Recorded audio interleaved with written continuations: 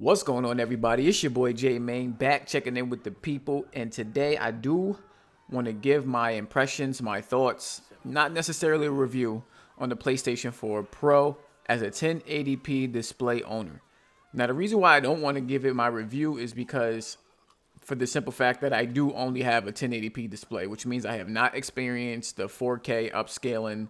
I have not experienced the HDR, and also I have not experienced the majority of the games that they have updated with PlayStation 4 Pro patches. So I can only speak from a 1080p display and about 5 or 6 games that I have tested out on the PlayStation 4 Pro. Now, I do want to start by saying I didn't pay $400 for the PlayStation 4 Pro. I was able to sell my PlayStation 4, the original one, for $200. And I was also able to trade in some games. So I'm looking at around $150, $200 that I actually paid for the PlayStation 4 Pro. But anyway, besides the point, getting into the PlayStation 4 Pro, I do want to talk about some of the system features that have been updated, improved, anything that I felt, ran better or looked better just from the system features perspective. Right off the jump, for me personally, I felt like the UI was running much faster.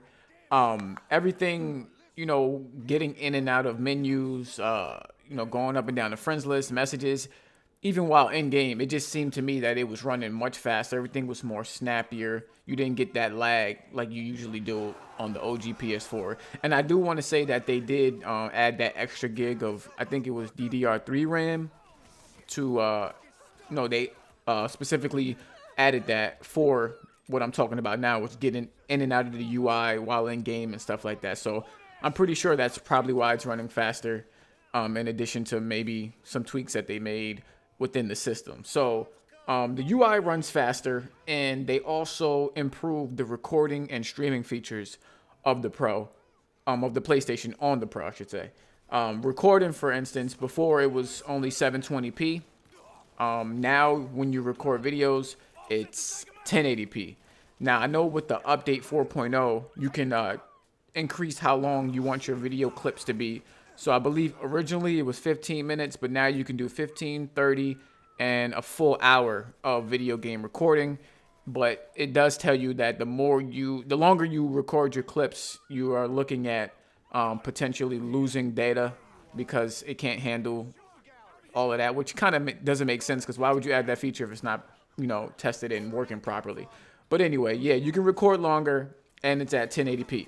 Now, when it comes to streaming, I believe also with the 4.0 update, they allowed you to stream at 60 frames per second, but I believe that was still 720p. I could be wrong there, but what I know of now with the Pro is that you can stream at 1080p, 60 frames per second. Now, I haven't tested this out yet, but I did watch somebody stream at 1080p, 60 frames per second on the PlayStation 4 Pro, and it does look really good. If you're the type that has a YouTube channel going, and you don't have enough money to, get all the equipment, get a PC and stuff like that, this is a great alternative for you to, stream your games, record your gameplay, upload your clips to YouTube, and all that good stuff, which I'm currently doing now. I'm recording on the PlayStation 4, and then I bring all the footage to my laptop and edit it there. Also, they added the ability to connect your controller through USB, but I know you can do that to charge it, but now it also has another feature where when it's connected to the USB, it responds faster. And it definitely works. Like, I tested both out, one after the other, and everything responds faster, you know what I'm saying? So if you're playing like a fast-paced game like a Call of Duty or a Battlefield or something like that, you want to get that advantage, you can with that USB connection rather than being on Bluetooth. Now, I don't know if this is a system feature specifically. This could be just a new controller that they had, which, was refined, but overall it feels the same. Everything is, it feels the same. That the grips on the back, I can't say if they're better or not. I really don't know. I had my controller since the original when the PS4 first came out, so of course it's gonna feel better because it's brand new. But the build quality does feel a little bit better, and yeah, I don't know. And it has that light bar at the top, so that helps a little bit, but nothing major with this new controller. But that's really pretty much the system features and accessories that I have seen improvements with.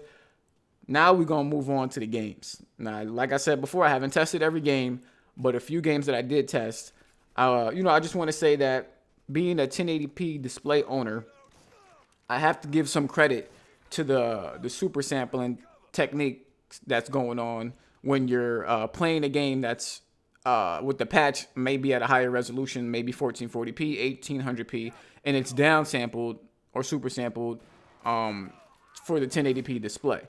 I got to give some credit because the games look very crisp and clear. The image quality looks great.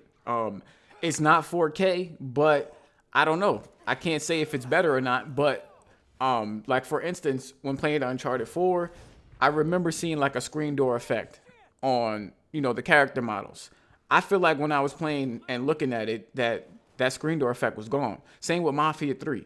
It's just like the image quality is so much better. Now, is that enough for you to upgrade to the Pro?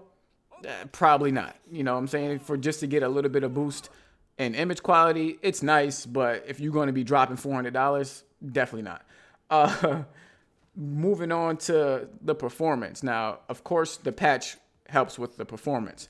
Now, I know some of y'all might have seen that some of the patches have actually been making the games perform worse.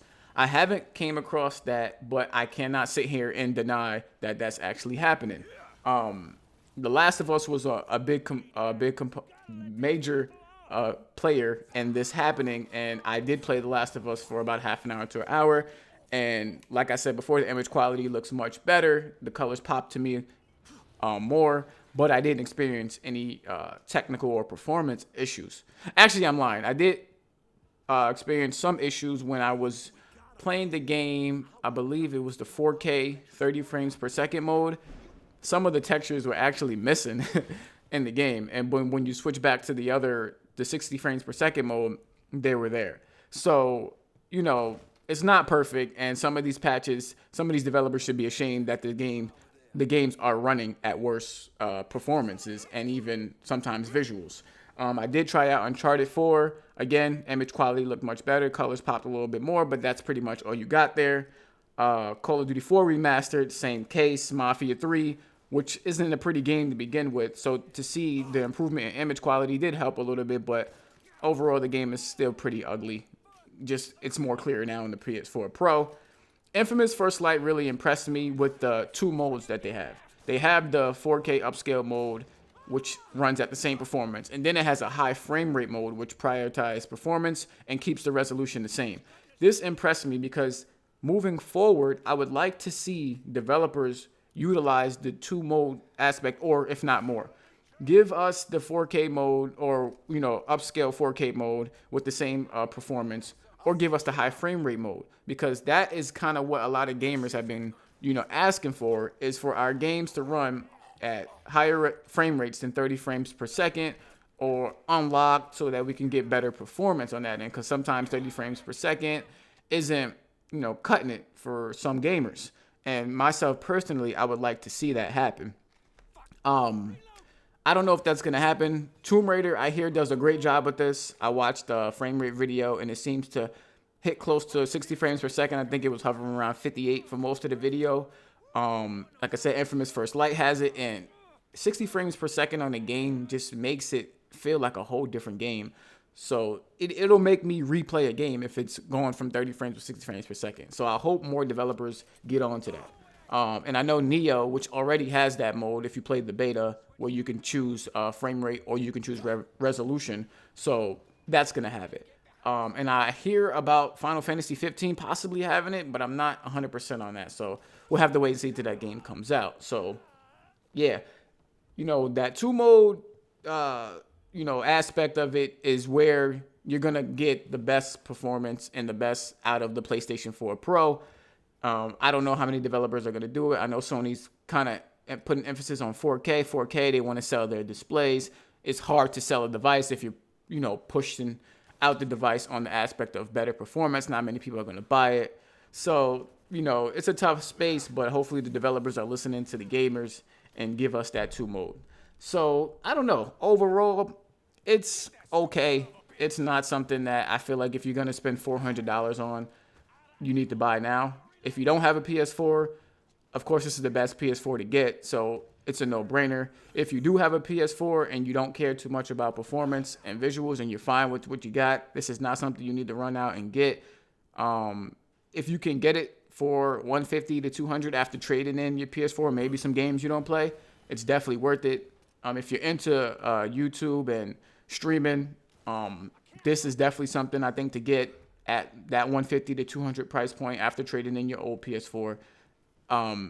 So yeah, it varies on your situation. So not something to run out and get, but me personally, I do like to have the best of the best when it comes to being able to play on this platform, and only certain games you can play, like the exclusives. You're only going to play them on the PlayStation 4. So I want to have the best platform to run those exclusives. So yeah, those are my impressions, my opinion as a 1080p display owner. But yeah, let me know what you guys think. If you own it, if you're not interested in getting it, let me know down in the comment section. I know it's kind of been 50-50 if you ask around. Some people are impressed, some people are not. But these are my opinions. Let me know your thoughts, and I'll check you out in my next video. Peace.